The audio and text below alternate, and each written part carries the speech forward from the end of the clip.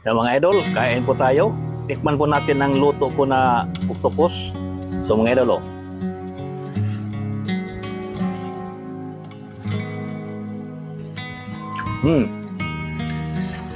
Lambot mga idol.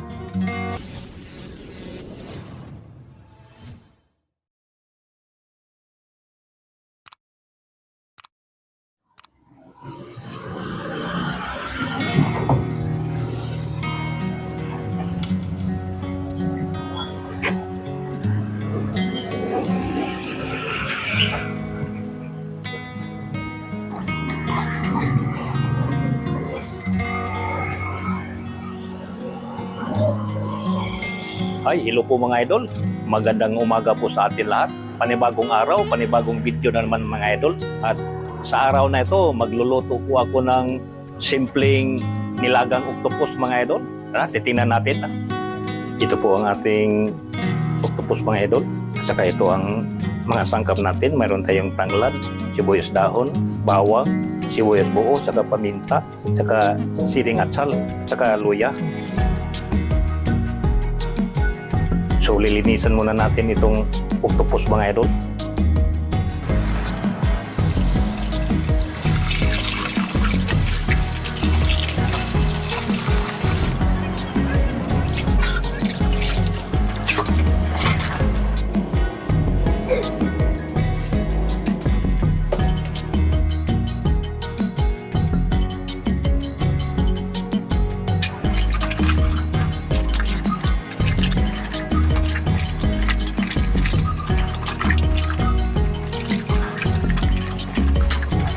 Nilagyan po natin ng asin mga idol.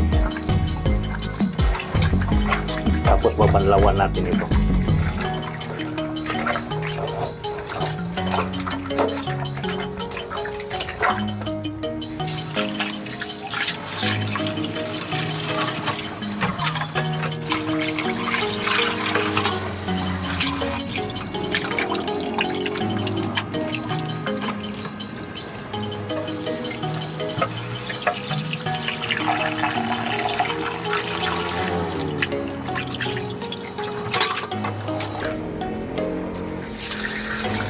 Okay na po siya mga idol. Nawala na yung dulas niya. Nilagyan ko ng asin.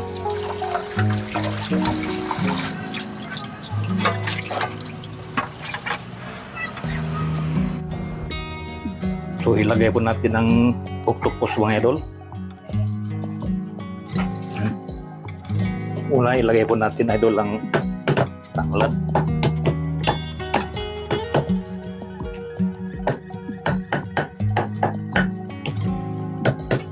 Bikin natin ito para malasa.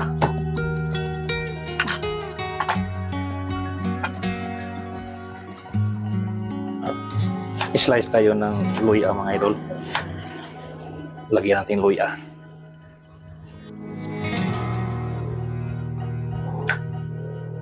So, lagyan natin ng bawang. Sa sibuyas mga idol, lagyan natin. Sa ito, daon ng paminta. Lagyan natin ng paminta.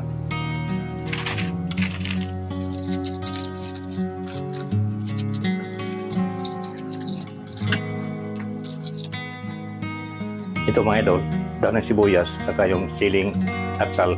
Saka na ito ilagay pag malambot na. So, lagyan natin ng sabaw. Yung libi lang sa kanya mga idol.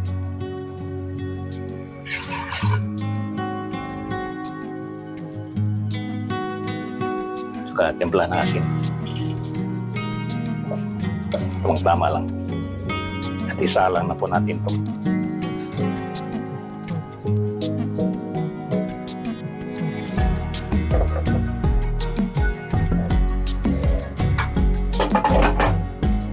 Takpan. Pressure cooker ang gamit natin mga idol.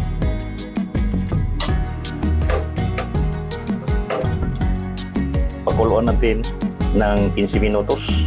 Kumulo na siya mga idol, saka pa natin ikakawat ng 15 minutes. Mga idol, tumingaw na. Gumagalaw-galaw na siya. Yan mga idol, okay na to.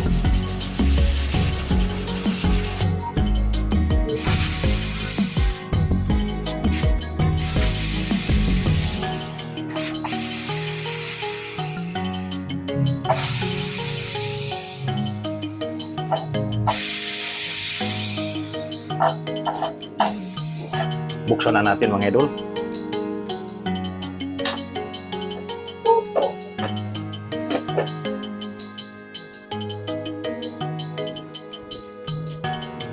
Yan po.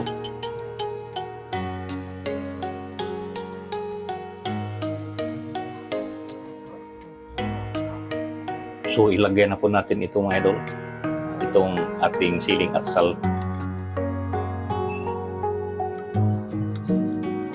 Saka ito pong ating sibuyas dahon.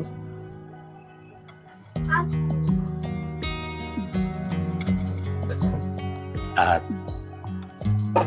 takpan natin saglit. Buksan natin mga idol.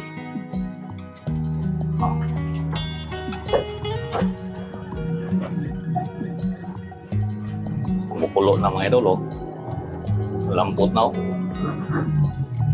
Tikman natin.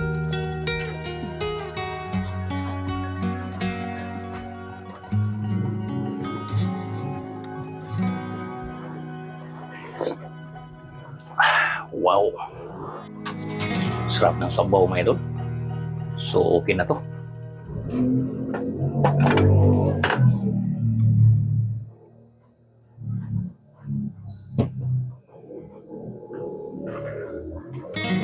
So ito na po ang ating finished product mga idol. Ang ating kugita. Oh.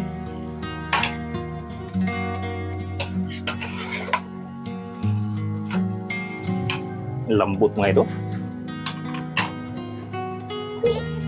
So baliktarin natin. Lambot na.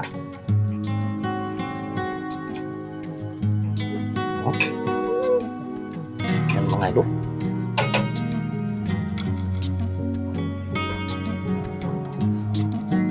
Malambot na po siya, mahahaplos na. Yan mga idol, kain po tayo. Tikman po natin ang luto ko na octopus. So mga idol, oh.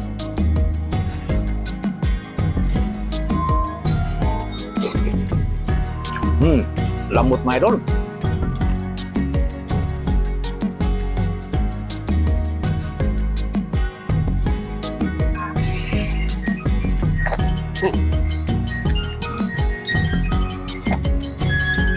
Sarap mga idol.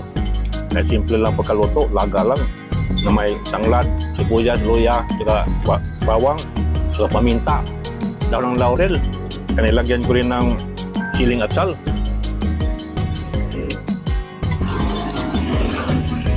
Tamtaman lang po ang sabaw mga idol sa asin. Okay na.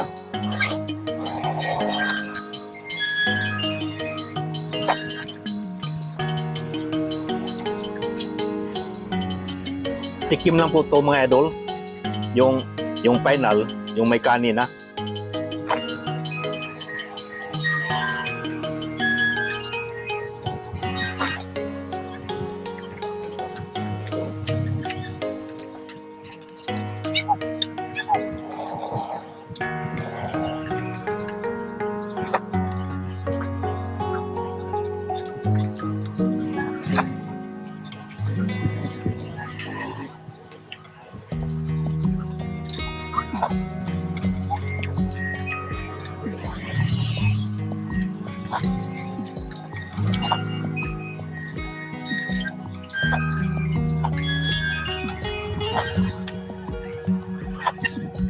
Okay na po mga idol.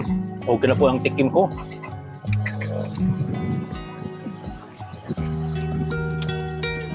Kung nagustuhan niyo ito mga idol ang video ko to tungkol sa pagluluto nito ng octopus, napakasimple lang po mga idol. Paki-like naman po at huwag pong kalimutan mag-subscribe at paki-share na din at pindutin ang bell mga idol para sa susunod kong mga video para ma-notify ko po kayo kung gagawa ako ng panibagong video tungkol po sa pagluluto. Dito lang po sa akin channel na All Around Pinoy Channel. So maraming salamat po mga idol sa inyong panonood. See you next time.